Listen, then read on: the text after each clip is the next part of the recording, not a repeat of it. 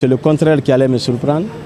Vous n'êtes pas sans savoir que depuis 2016, la Guinée triomphe au niveau de la zone 2. Donc si le résultat était négatif, on allait nous en vouloir. Mais faisant confiance au staff technique et aux juges, je m'attendais honnêtement à ce trophée. C'est l'occasion pour nous de dire merci au ministère des Sports, à travers le directeur national adjoint des Sports qui est avec nous. Il n'a ménagé aucun effort pour la réussite et l'octroi de ce trophée. Et l'État guinéen nous a accompagnés sur toute la ligne. Si vous voyez que 46 personnes reviennent d'une compétition aussi prestigieuse au niveau de la zone et remporter le trophée, c'est dire d'abord merci à l'État guinéen pour cet accompagnement. Ce n'était pas une chose aisée dès le départ, mais on a cru, ils ont fait confiance en nous et aujourd'hui le résultat est là. Ce n'est pas une surprise.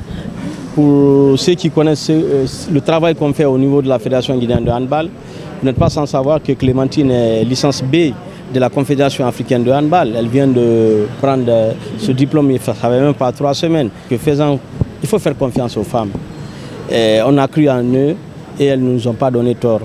Le meilleur reste à venir parce qu'elle a une challenge continentale à préparer et aussi la CAN. Je sais que les deux staffs féminines vont apporter encore beaucoup de progrès et beaucoup de résultats au handball guinéen.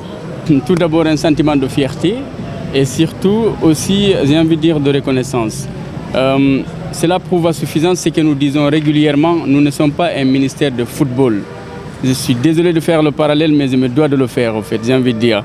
Pendant qu'on nous tape dessus parce qu'il n'y a pas de résultats au niveau du football, il y a des fédérations comme le handball qui nous rendent toujours fiers, j'ai envie de dire, des investissements que l'État guinéen est en train de mettre en place. Donc je devais rappeler ça et donc remercier la hiérarchie, bien sûr, monsieur le ministre, mais aussi tout le gouvernement pour la confiance qu'ils ont eu à placer au choix que nous sommes en train d'opérer. À savoir qu'il ne s'agit pas de faire le tout football.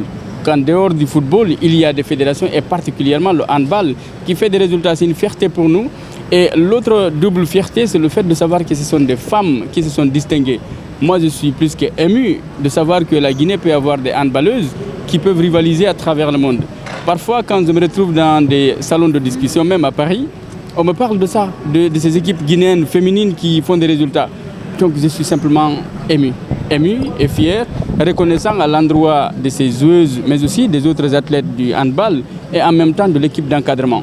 Parce que je parie, s'il y a des résultats aujourd'hui au sein du handball, c'est parce que le potentiel sportif de la Guinée il est mis en valeur, mais c'est surtout parce qu'il y a un encadrement rigoureux. Et ça, c'est le lieu de remercier les encadreurs, et particulièrement le président de la fédération, le général Paye, qui, j'ai envie de dire, à travers son leadership, on voit les résultats. Et ça, on demande aux autres fédérations de s'en inspirer, tout simplement. La rigueur et la discipline, voilà les clés du succès. C'est valable pour le sport, c'est valable aussi ailleurs.